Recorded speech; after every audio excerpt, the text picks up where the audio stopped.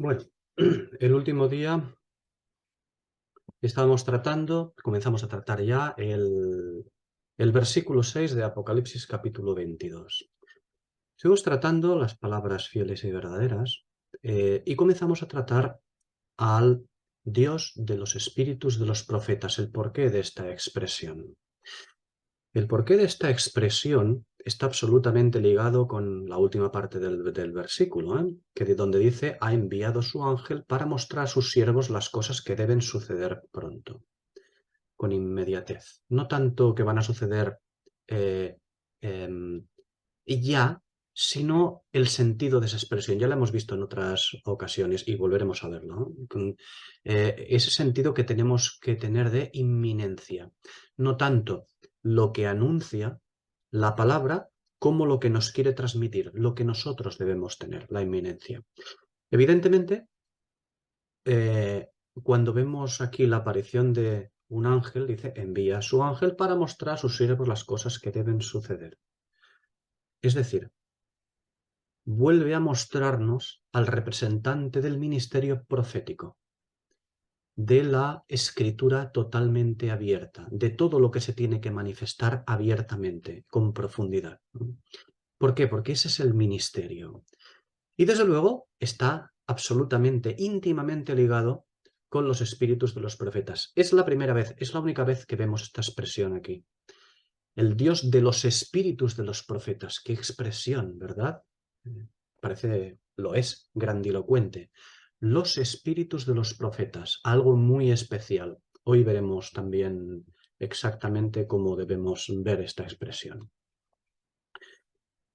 Pero una de las cosas que debemos, retomando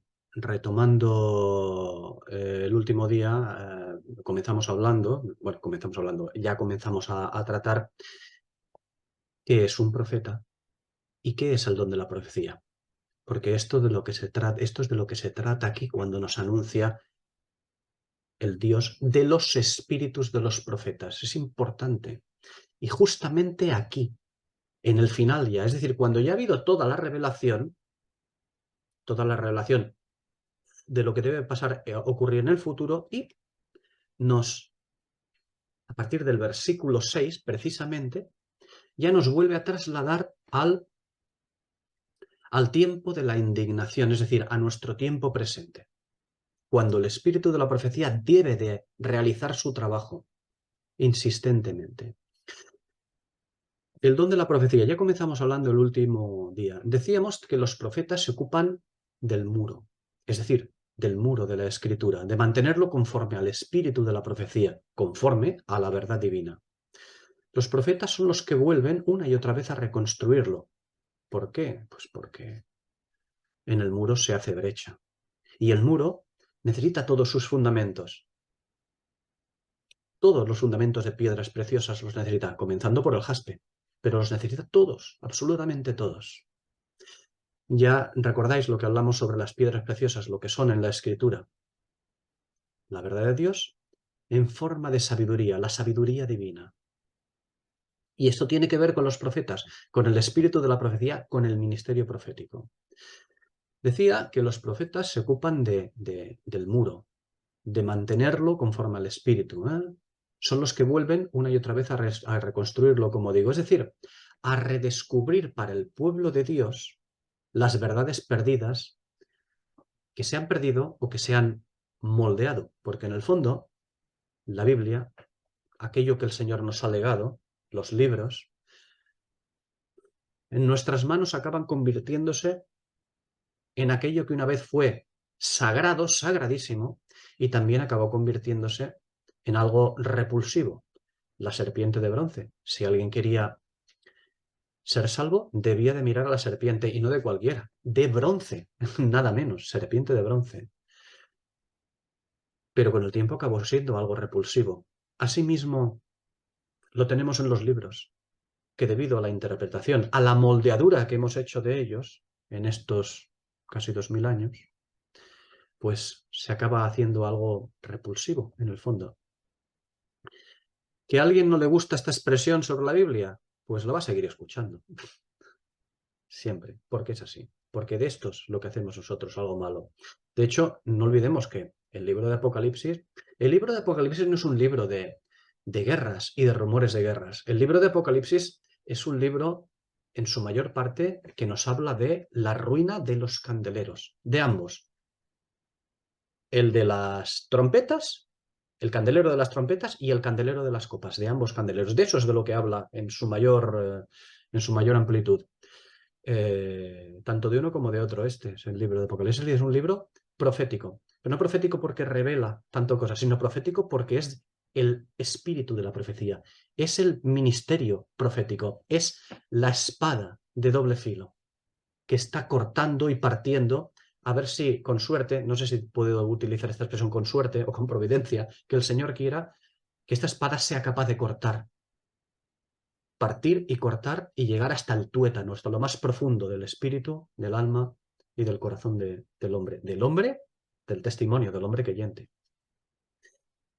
Bien, decía que los profetas, el profeta, el don de la profecía, se ocupa de redescubrir para el pueblo de Dios las verdades perdidas, las verdades que han sido moldeadas, ¿no? Los profetas, el don de la profecía, es el que haya, como dice la Escritura, el que haya sus palabras, es el que haya el maná escondido. Y una vez halladas estas palabras, este maná escondido, lo presenta. ¿Pero cómo lo presenta el don profético? ¿Cómo lo presenta el profeta esto? Lo presenta conforme a Ezequiel capítulo 3, versículo 14, en forma de indignación. El profeta es el muro. Los profetas son el muro. Los espíritus de los profetas son el muro. Sin la acción de los profetas, el muro de la ciudad es asaltado. Sin ellos, la escritura es moldeada sin piedad, es asaltada sin piedad. ¿Por quién? ¿Por los malos, los que tienen cuernos y rabo y van vestidos de rojo? No, por nosotros.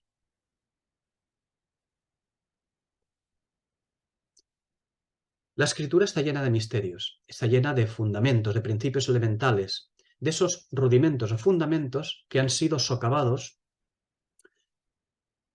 ¿Y cómo han sido socavados? Han sido socavados pues por la fornicación, ignorándolos.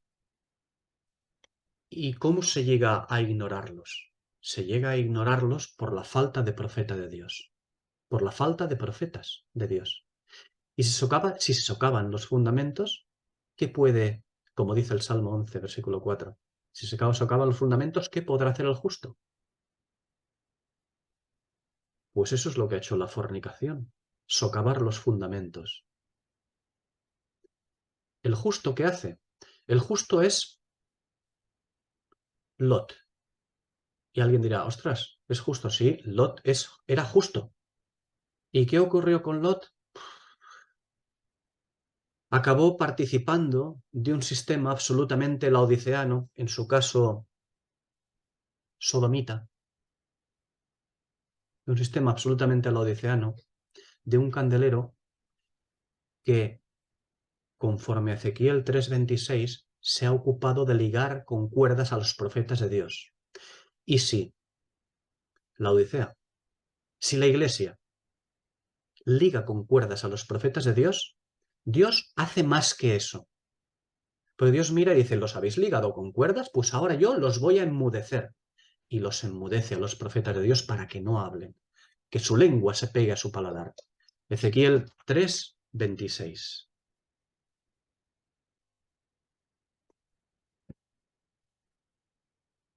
Bien, el don de profecía, decíamos el último día, no es un don fácil de sobrellevar.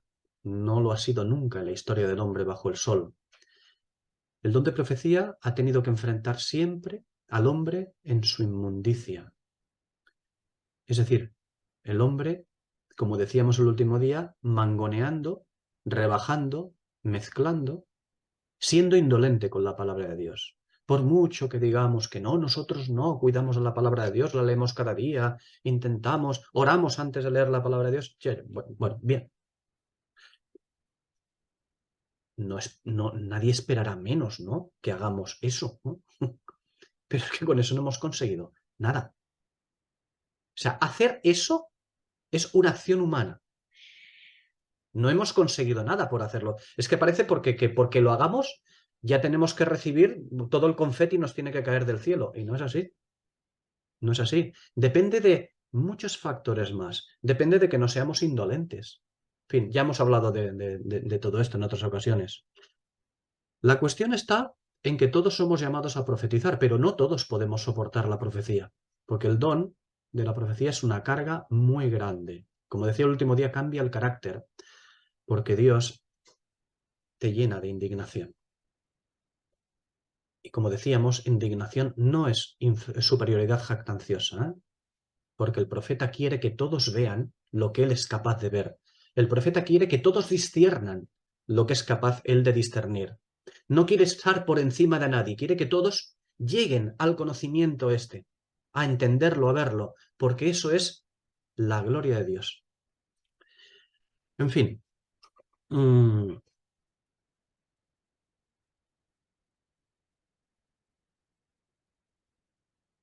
permitidme un poco más acerca de esto, porque tiene que ver con los espíritus de los profetas, con el don de la profecía. Esto está íntimamente ligado con Apocalipsis 1, con Apocalipsis 1:1. El Apocalipsis. La expresión Apocalipsis, ¿recordáis lo que habíamos hecho al respecto? Que se traduce como revelación. También se puede traducir como desvelamiento, ¿eh? Es una expresión un poquito más cercana, pero hay algo mucho más cercano. ¿Por qué? Porque a nosotros se nos da los léxicos y los interlineales nos dicen, mira, esto se traduce como revelación. Bueno, la expresión realmente sería trascender la cubierta, superar la cubierta, traspasar una cubierta, porque eso es el calupto, calupsis, una cubierta. Y nosotros no debemos cruzarla, no se trata de cruzarla, de romperla, no se puede romper, la cubierta siempre va a estar ahí. Se trata de conseguir trascenderla, ser capaz de ver a través de esa cubierta lo que hay debajo de esa cubierta, lo que hay dentro de las escrituras. Por lo cual, el objetivo del Apocalipsis y por lo tanto el objetivo del don de la profecía es desvelar, no quitar cubiertas, sino más bien trascenderlas para ofrecer. Y es fácil observar que paradójicamente las páginas de Apocalipsis, siendo un anuncio de revelación, el mismo nombre, la revelación de Jesucristo para nosotros, es decir, la escritura abierta, a pesar de eso, nosotros en las páginas de este libro de Apocalipsis vemos que es paradójico. ¿Por qué? Pues porque estas páginas no nos dan una interpretación abierta.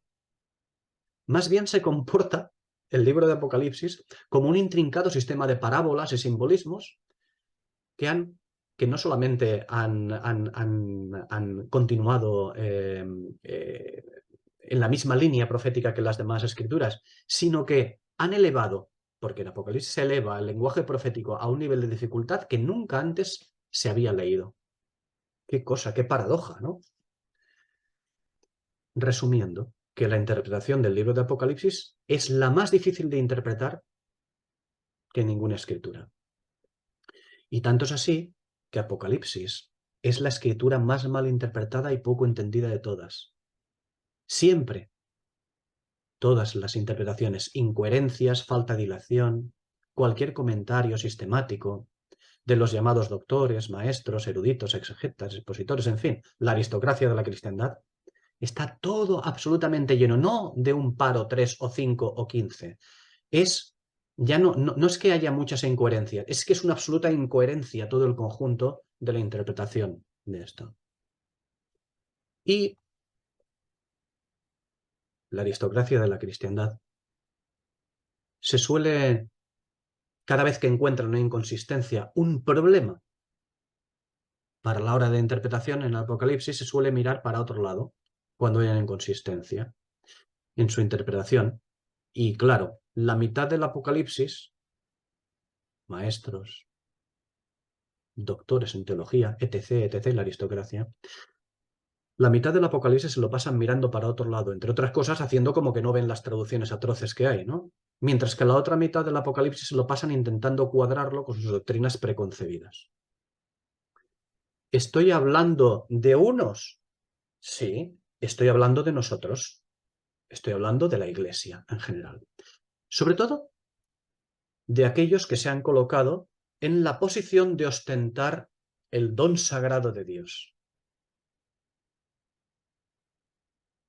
Eso es la aristocracia de la cristiandad que lleva a la Iglesia, ha llevado la Iglesia desde su fundación, ¿eh? No desde, no desde la época de Teatira, no desde la época de Constantino, no, desde la época apostólica, en época de los apóstoles, sí, en época de los mismos apóstoles, la ha llevado desde entonces a lo que tenemos ahora.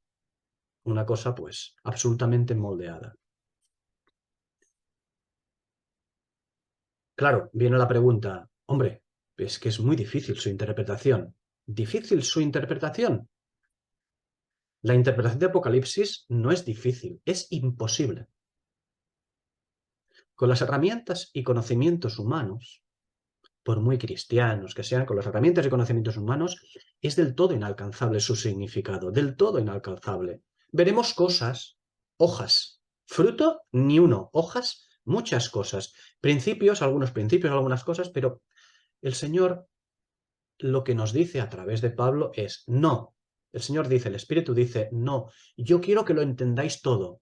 Al completo no es necesario, pero todo el conjunto, el esquema, el conjunto, la carretera general, al menos, no cosas inconexas unas fuera de otras.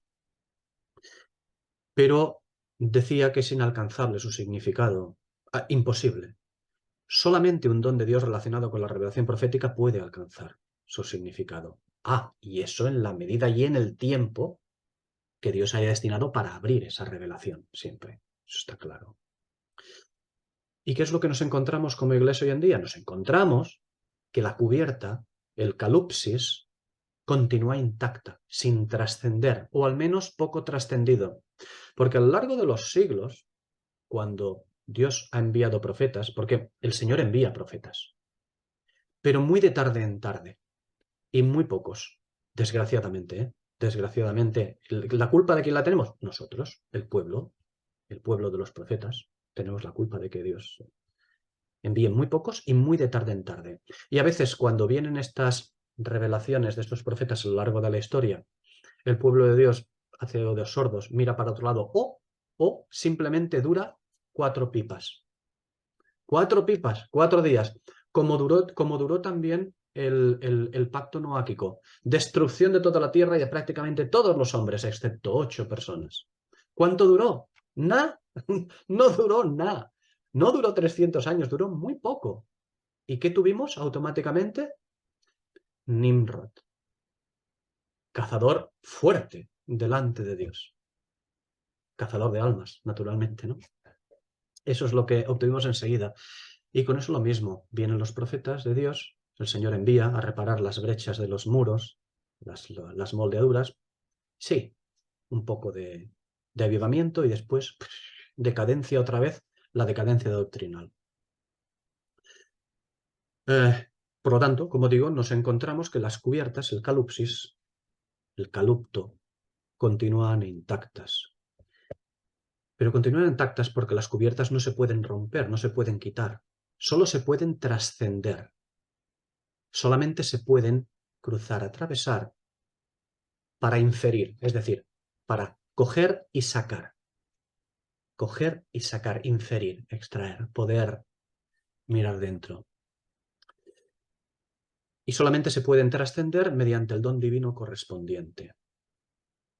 Bueno, cuando el profeta, cuando el don de la profecía realiza su encargo, su trabajo, es entonces, nunca antes, es entonces que entra en acción, o debería entrar en acción, otro don, el don del maestro, los maestros.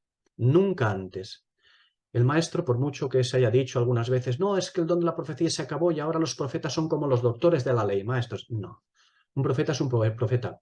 Pero ¿qué pasa?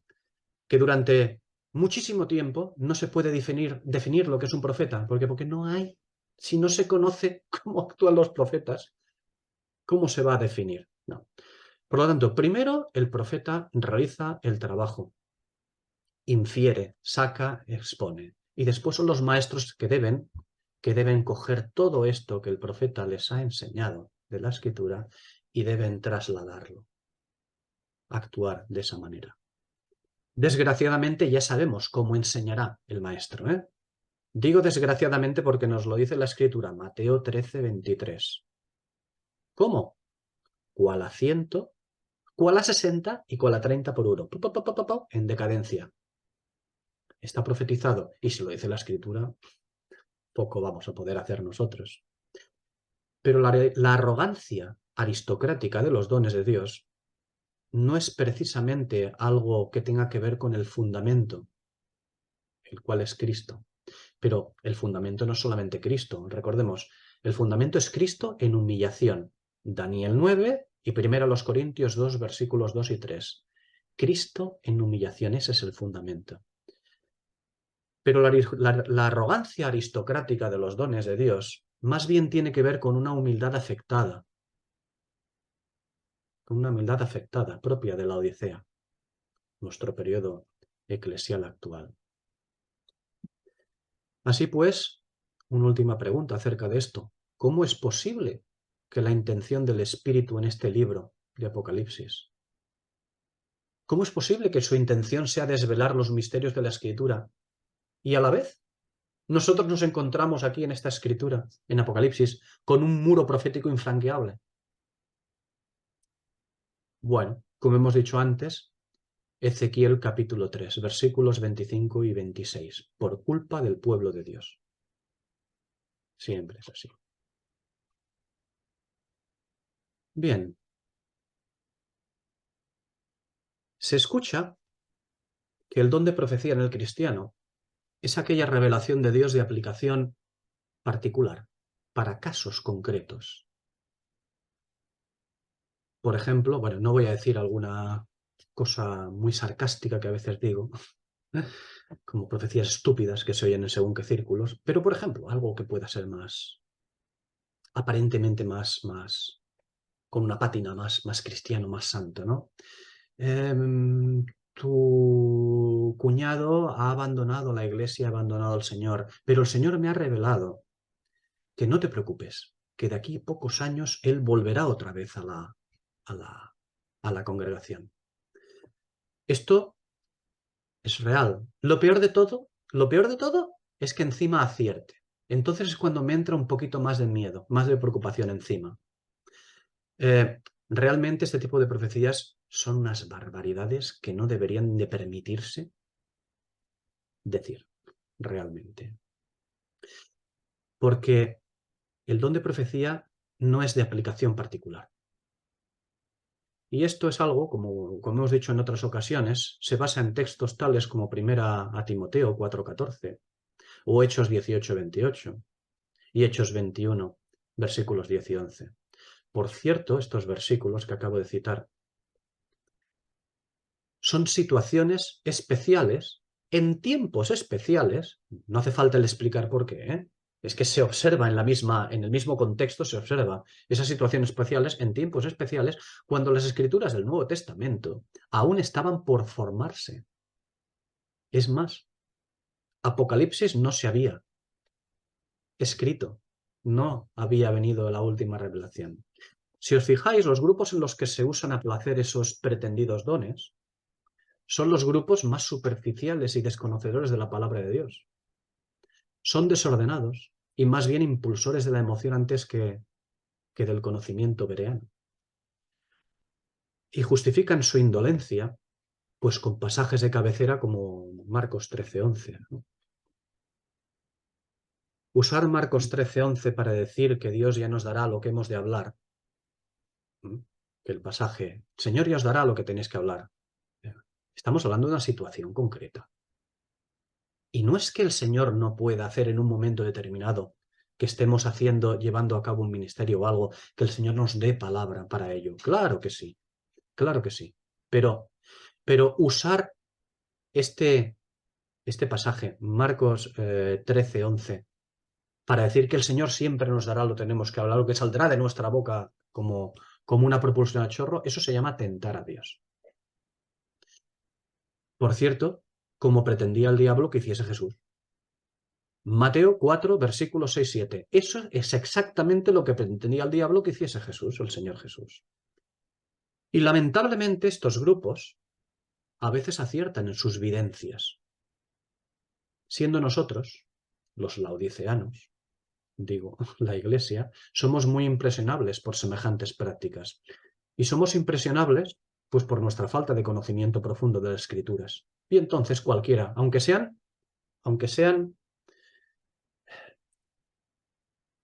no quiero excederme en el lenguaje, aunque sean eh, personas que, que tienen un conocimiento muy pequeño de la doctrina del Señor, aunque sean eso, nosotros, como somos tontos, tenemos idiotez espiritual de conocimiento de la Escritura, tenemos idiotez en este aspecto, pues somos impresionables también. Nosotros, todos nosotros. Y eso es por nuestra falta de conocimiento de las Escrituras. Bueno, por nuestra falta de conocimiento profundo de las Escrituras. Si no, no nos impresionaría nada de esto. Nada de esto nos impresionaría. Nos dejamos deslumbrar por cualquier cosa, sobre todo si ésta lleva el nombre del Señor, ¿no? Como en Hechos 8, versículos 9, 11. ¿Eh? En el nombre del Señor. ¿Y qué? ¿Y qué? ¿Y qué se aciertan con sus videncias, con sus oráculos? De lo que se trata es de que algo, un don, sirva para la edificación del cuerpo de Cristo, como dice la primera de los Corintios 14:3. No para que el cuerpo de Cristo siga a oscuras y a expensas de esos monopolizadores de los pretendidos dones. Porque eso es lo que hacen, monopolizar pretendidos dones para que el pueblo de Dios continúe a oscuras. No, los dones de Dios son para edificación de la Iglesia.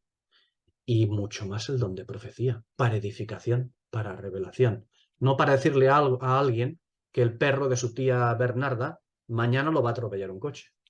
Es que está algo tan estúpido. ¿Qué edificación tiene eso?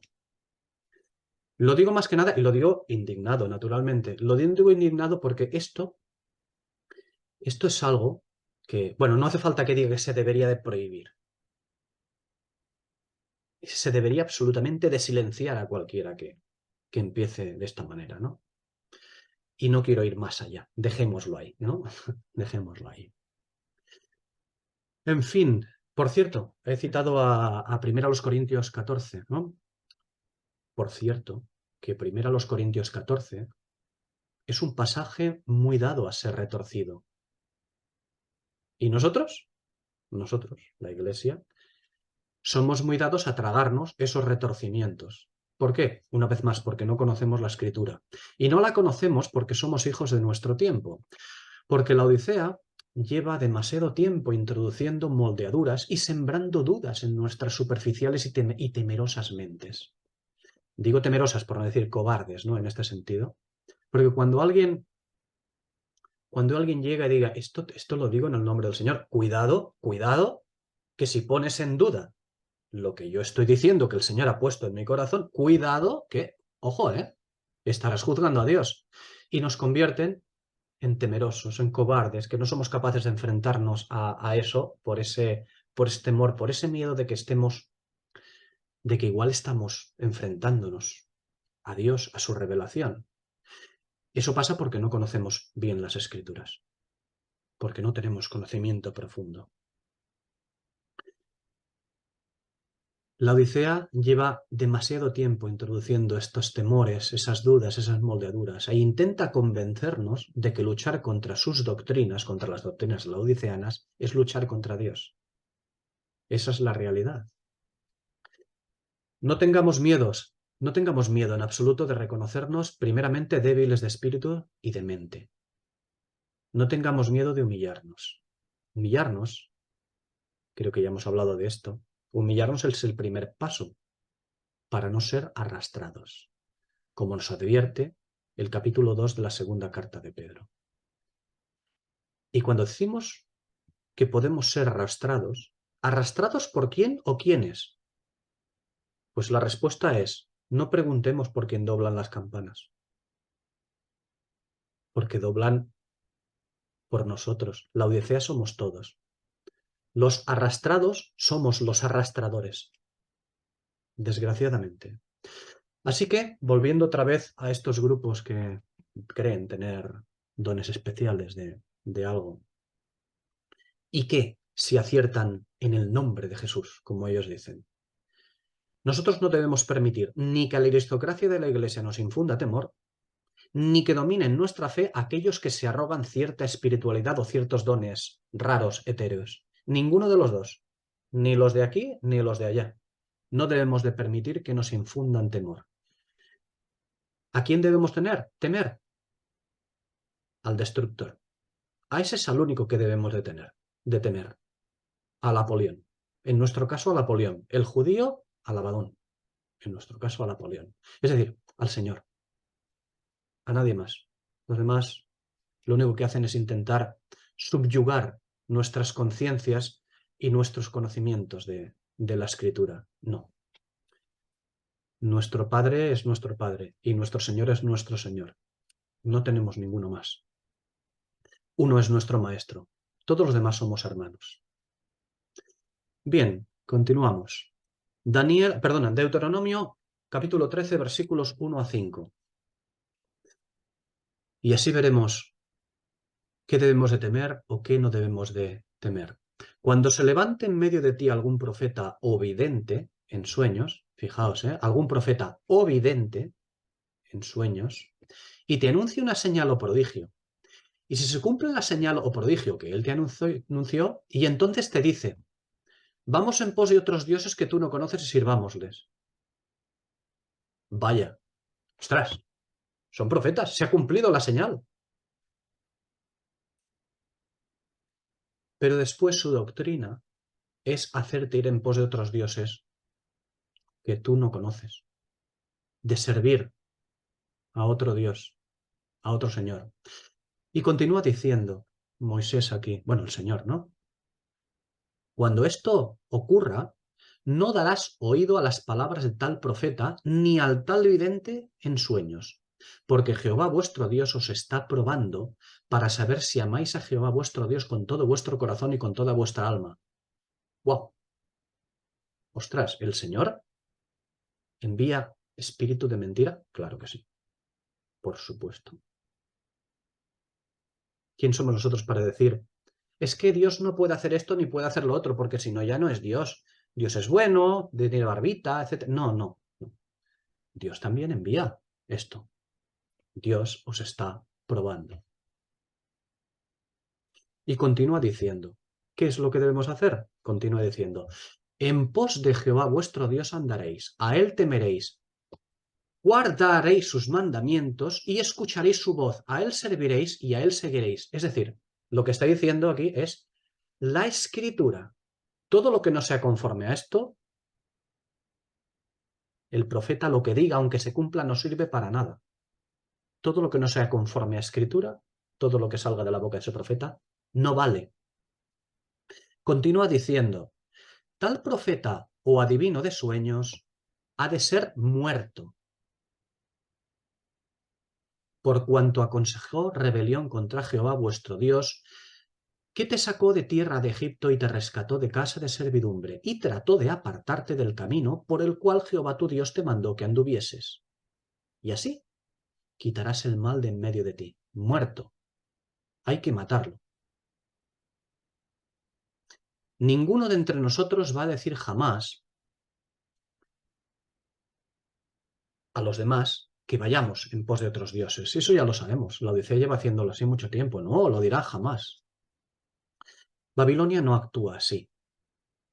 Lo que hace Babilonia, la Odisea, es que se adapta a tus costumbres, se adapta a tu lenguaje, se adapta a tu ideología cristiana para que, creyendo seguir la doctrina de Cristo, sigas otras doctrinas que parecen idénticas, coma más arriba, coma más abajo. De eso se trata, de cambiar puntos y comas, alguna traducción de alguna palabra, se trata de todo esto. Bien, la profecía no debe servir para fines particulares. La profecía debe servir para alumbrar los lugares oscuros, como dice la Escritura. Debe servir para dar luz en el tiempo de la noche del mundo. Una noche que la noche procura imponer sus sombras a la Escritura y a nuestro conocimiento de ella. Y para eso tenemos la Escritura, y para eso tenemos ese don. Con ese don, el profeta se ocupa de manifestar los misterios escondidos en la Escritura. El profeta con ese don se ocupa de arrojar luz a esa Escritura cuyas páginas, desgraciadamente, están manchadas y borrosas por el pecado babilónico. No es que estén en esas páginas, están en nuestros ojos, en lo que nosotros, nuestros ojos, en nuestro corazón, lo que hacemos de ella, ¿no? El pecado babilónico, un pecado arrastrado por la misma que debía haber guardado la dignidad conferida por Dios. ¿Y quién es esta? La Iglesia. La misma que ha establecido los métodos para escoger a aquellos portadores de los dones del Espíritu. Pues sí, la Iglesia se encarga de decir, no, no, tú tienes tú tienes aquello, y se encarga de repartir los dones o de reconocerlos. ¿Cuál es el don que tienes? El que la Odisea o Tiatira o quien sea decida que tienes. Sea a través, ¿cómo lo hace? Sea a través de universidades, de sufragio, pues sí, de sufragio, democráticamente, o hasta de nepotismo. El hijo del pastor va a ser el pastor. Siempre funciona desgraciadamente así, ¿no? O sea, nepotismo, ¿no? O, cómo no, también, incluso en sus formas más amables. También la Odisea, también la Iglesia escoge los métodos, establece los métodos para escoger a los demás según su afinidad ideológica u oficialismo doctrinal, si te adaptas bien a eso. Sí, bueno, segunda de Pedro, capítulo 1, versículos 19 a 21. Y tenemos como más segura la palabra profética, a la cual hacéis bien en estar atentos como una lámpara que alumbra en un lugar oscuro, hasta que despunte el día y el lucero de la mañana alboree en vuestros corazones, conociendo primero esto, que ninguna profecía de la Escritura procede de interpretación privada. Traducimos mejor, que ninguna profecía de la Escritura es de interpretación privada. Esa es la traducción. No es procede, es. No es lo mismo, ¿no? Que ninguna profecía de la Escritura es de interpretación privada, porque nunca la profecía fue traída por voluntad humana, sino que los santos hombres de Dios hablaron siendo inspirados por el Espíritu Santo. Bien, vamos a continuar hablando de la profecía de los profetas. ¿Dónde estoy? La ocupación de los profetas es la escritura en diligencia. Daniel 9 es la referencia, evidentemente. Y hemos leído ahora la segunda de Pedro, capítulo 1. Leemos la primera de Pedro, capítulo 1, versículos 10 a 12. La diligencia es la ocupación de los profetas. Acerca de esta salvación investigaron y averiguaron diligentemente los profetas que profetizaron acerca de la gracia destinada a vosotros, escudriñando qué persona y qué tiempo indicaba el Espíritu de Cristo que estaba en ellos, el cual anunciaba de antemano los sufrimientos de Cristo y las glorias que vendrían tras ellos, a los cuales fue revelado que no administraban para sí mismos, sino para nosotros, las cosas que ahora os fueron anunciadas mediante los que os han predicado el Evangelio por el Espíritu Santo enviado del cielo, cosas a las que anhelan mirar los ángeles. ¿Cómo no? Los que tienen el ministerio profético, los representantes del ministerio profético, ¿cómo no van a anhelar mirarlas ellos, su ministerio cumplido? El ministerio profético, la escritura abierta, ¿no? La escritura nos muestra esto, que la profecía ha sido traída para enseñarnos la palabra de Dios, para que la mente de Cristo sea conformada en nosotros. El objetivo del profeta no es darnos señales para que emocionalmente creamos las señales y rindamos nuestra emoción. No. El profeta habla para que lleguemos a ver lo mismo que él ve. Lo hace para que sepamos más acerca, perdón, no lo hace para que sepamos más acerca de Dios, sino para que poseamos al Señor y Él a nosotros. Porque esto glorifica a Dios. Este es el objetivo de la profecía y este es el objetivo de Apocalipsis, ya lo veremos, perdón, lo que vimos, el objetivo que vimos en Apocalipsis 21, versículos 22 y 23. Desde luego, sin duda,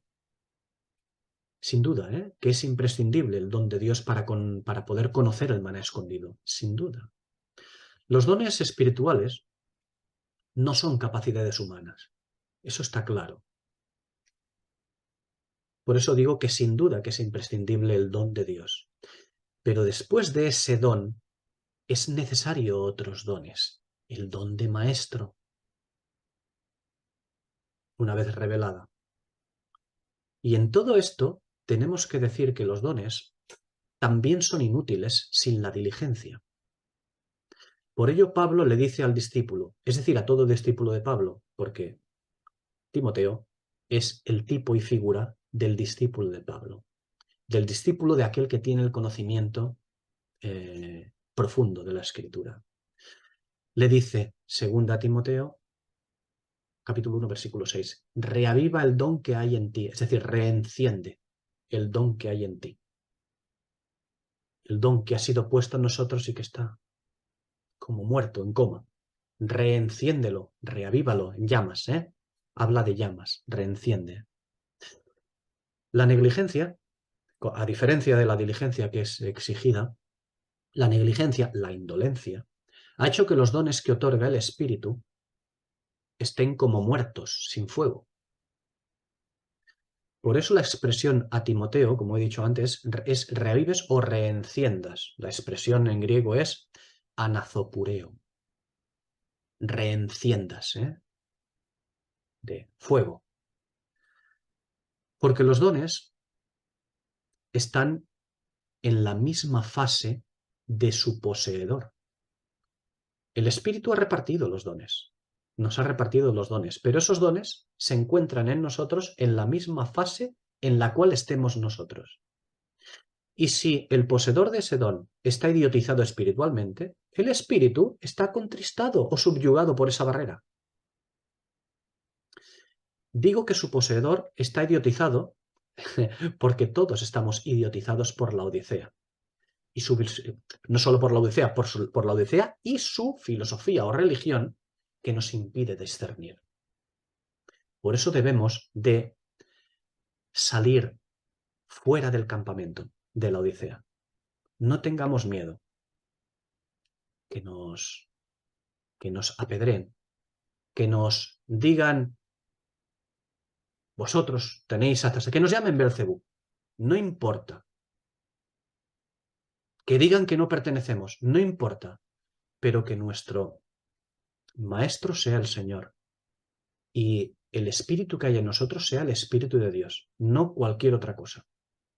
No cualquier otra cosa. Eso es lo más importante. Y es entonces que se manifestará el don de Dios. ¿Por qué? Porque se reavivará con nuestra diligencia y con el Espíritu actuando en nosotros, porque habremos quebrantado las barreras. Las barreras que es la Iglesia misma quien las pone, la hechicera. Y, ojo, me apena profundamente. Lo que pasa es que ya me he acostumbrado a observar a la Iglesia como tal, ¿eh? Me apena de llamarla así, pero es que la llama la misma escritura, ¿no? Pero me apena mucho. Bien. Así pues, ¿qué creemos que es un profeta de Dios? ¿Alguien que recibe oráculos o visiones sobrenaturales? Como hemos visto que hacía diferencia la escritura antes que hemos leído, no confundamos profetas con videntes. Un profeta es aquel que expresa la revelación de Dios, independientemente que ésta sea pasada, presente o futura. Por cierto, revelación expresa la revelación de Dios, la revelación que hoy la escritura ya contiene de manera completa. No hemos llegado al versículo 18 de este capítulo 22, pero llegaremos, si el Señor quiere. Llegaremos, está ahí. La escritura hoy ya contiene la revelación de manera completa.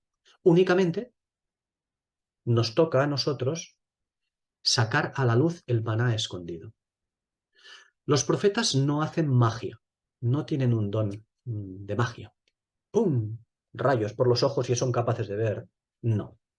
Los profetas no hacen magia, sino que tienen un don, el don de la profecía, el don del espíritu de la profecía. Y la iglesia de hoy habla de ese don como de poderes mágicos. No es ningún poder mágico, porque tiene que ver con diligencia. Sin diligencia no hay revivimiento del don. Los dones ya han sido entregados a los que deben poseerlo. Solamente hay que reencenderlos. Digo que la iglesia de hoy habla de ese don, desgraciadamente, como si estuviera hablando de poderes mágicos, cuando ese don solo se manifiesta, cuando cualquier don solo se manifiesta a partir de discernimiento, de diligencia. Y, claro, la pregunta, ¿por qué no podemos ver su acción en la actualidad? La acción de manera clara, en cualquier iglesia, en cualquier reunión. ¿Por qué no? Ya lo hemos dicho, no podemos ver su acción en la actualidad por Ezequiel capítulo 3 versículos 22 al 27, es decir, por culpa del pueblo al que pertenece el profeta. Como ya hemos dicho anteriormente, en nuestra Laodicea hay muchos vestidos de doctor, de pastor, mucho líder. En nuestra Laodicea hay mucho líder, pero no hay profetas. Caramba. Y eso es algo raro, ¿eh? Porque si no hay profetas, dudo mucho que abunden los demás dones, ¿eh? La verdad. Pero todos tienen que ver con las escrituras. Pero claro, esos otros dones son más fáciles de imitar, ¿verdad? Muchos se creen poseedores de dones cuando estos no son más que imitaciones o capacidades humanas.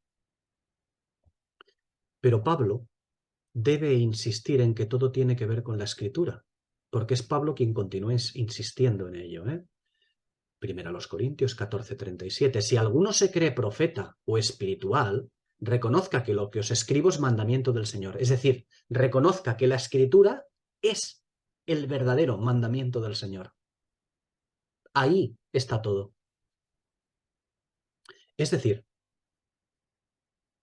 Isaías 8:20, donde si alguno se cree profeta, ¿qué dice allí? A la ley y al testimonio, es decir, a la escritura. Si no dijeren conforme a esto es porque no les ha amanecido. Es decir, no tienen la luz de la mañana. Y la luz de la mañana la conocemos como el verbo. Apocalipsis 22:16, cuando lleguemos. Pero ya lo citamos. Yo, Jesús, he enviado mi ángel para daros testimonio de estas cosas en las iglesias. Yo soy la raíz y el linaje de David, la estrella resplandeciente de la mañana. La luz. Aquella que también alumbra en el lugar oscuro, es decir, en el tiempo de la noche, hasta que el día esclarezca. Apocalipsis 2, versículo 28. Al que vence, le daré la estrella de la mañana. Al que vence. Y segunda de Pedro 1:19, que ya hemos citado, pero lo citamos otra vez. en todo esto. Y tenemos como más segura la palabra profética, a la cual hacéis bien en estar atentos como una lámpara que alumbra en un lugar oscuro, hasta que despunte el día y el lucero de la mañana alboree en vuestros corazones. En vuestros corazones. Porque es donde se tiene que manifestar, en nosotros. Si no hay profetas, el cuerpo anda sin cerebro. Primero a los Corintios 14:1 e Isaías 9:15. Si no hay profetas, el cuerpo anda sin cerebro. Y por lo tanto, esos títulos de líder, de pastor, de maestro, al final, desgraciadamente, solamente tendrán más que ver con capacidades humanas. Bueno, y sobre todo muchas veces con ambición, ¿eh? Porque está llena, ¿eh? Nuestra iglesia está llena, desgraciadamente. Es decir, como dijo un hermano una vez, la perversión de los dones. Sí, la perversión de los dones, desgraciadamente. Tiene más que ver con eso que con los dones del Señor. Y es que el hombre natural no es capaz de distinguir entre dones y capacidades humanas, o entre dones e imitación de dones. Los profetas se ocupan de la escritura. De eso se ocupan los profetas, de la escritura. Daniel 9. Segunda de Pedro, que ya hemos citado, capítulo 1, versículos 19-21. Y primera de Pedro, capítulo 1, versículos 10 a 13. Los profetas se ocupan de la escritura. Se ocupan de escudriñar y descubrir el maná escondido para darlo a la iglesia. Colosenses 2, versículos 1 a 3.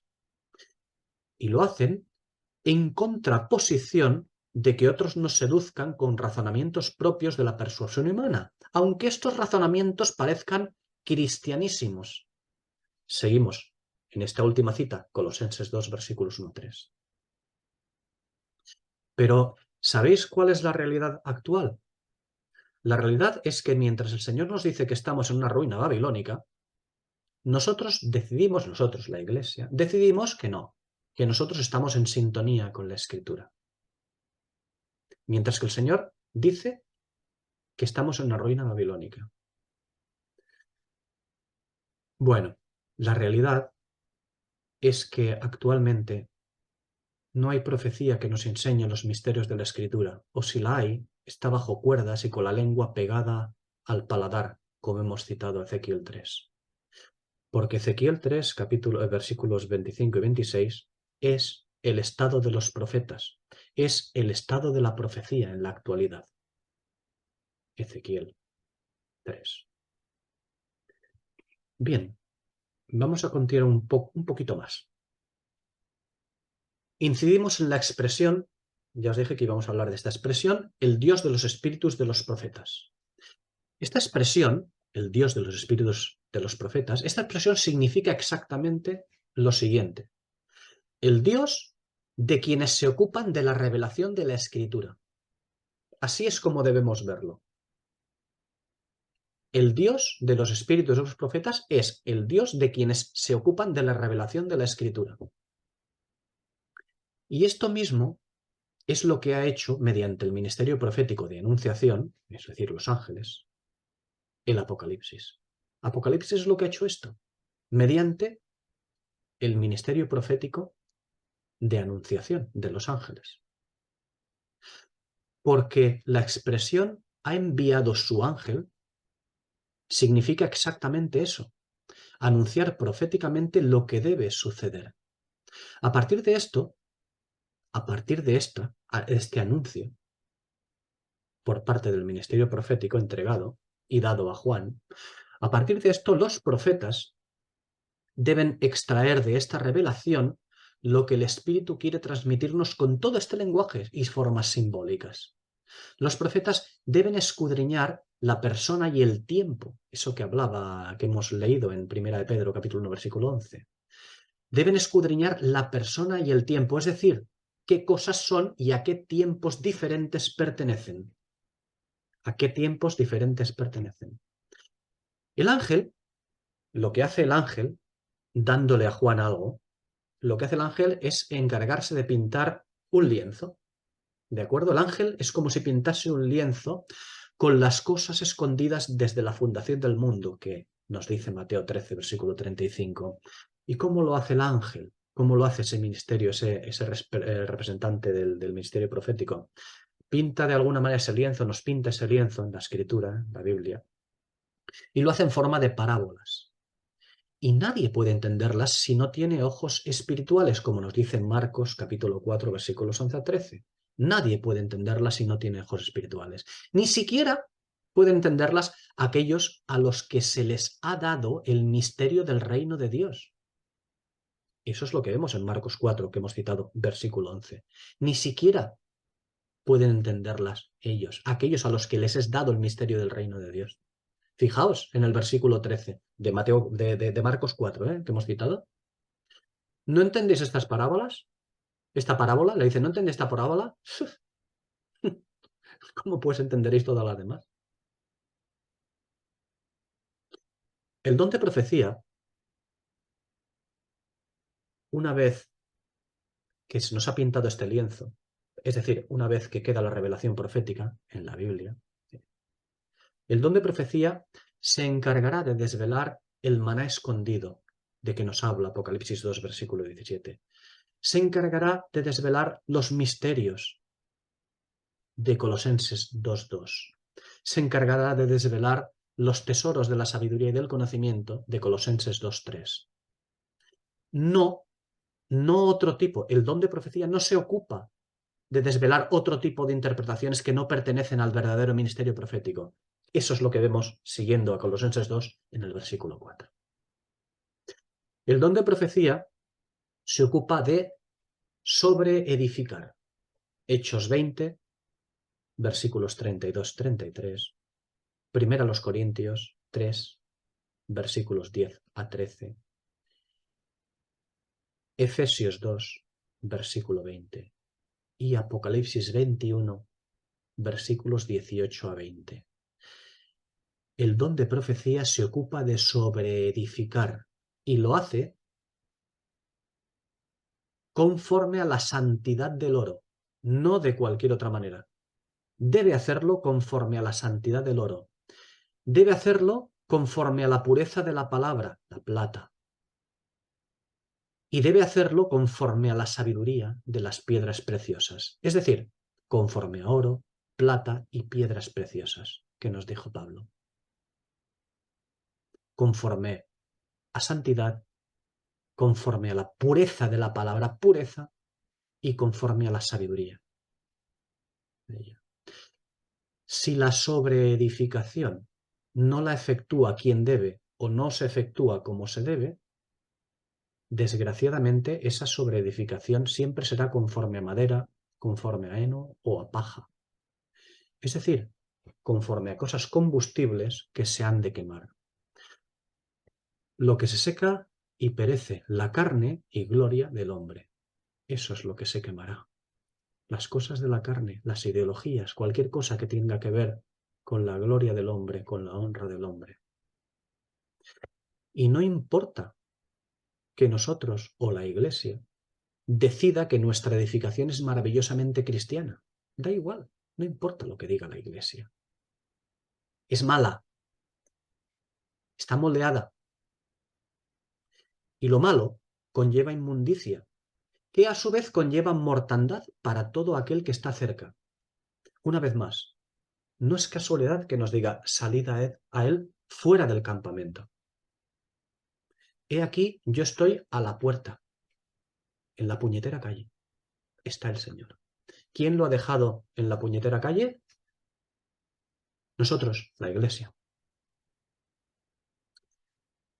Bien, y para finalizar este versículo ya, y ya lo dejamos aquí, la última expresión, aunque ya hemos hablado de ello, pero bueno, la última expresión del versículo, el Dios de los espíritus de los profetas ha enviado su ángel para mostrar a sus siervos las cosas que deben suceder pronto. El don profético, el espíritu de la profecía, tiene un encargo, y su encargo es abrir las escrituras, porque se iban a suceder eventos. De estos eventos en el libro de Apocalipsis, ya hay una buena cantidad que se han ido sucediendo. Y, por cierto, no son nada buenos esos eventos que se han ido sucediendo. Ya sabéis, ¿no? Apocalipsis 2 y Apocalipsis 3. Esos ya se han cumplido, ya han sucedido. Queda la parte final, pero es que la parte final ya estamos en la última, la Odisea.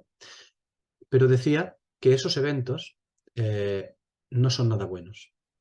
Hemos visto que el tiempo de la Iglesia responsable en la tierra se está acabando. Y ahora, como decimos, ya estamos en el periodo de la Odisea. Ah, y no de cualquier manera, ¿eh? Con la Odisea en su plenitud, porque estamos en la Odisea en su plenitud. Si el tiempo del desposorio o noviazgo debía servir para que la novia se preparase para su cometido como esposa, eso es lo que se nos dijo, eso es lo que nos dijo Pablo, que el tiempo de noviazgo, el tiempo de desposorio, debía servir para que la novia se preparase para su cometido como esposa. Bueno, pues si eso era así, nosotros ya llegamos tarde. Llegamos tardísimo, porque la noche ya está muy avanzada y el día se asoma. Se asoma.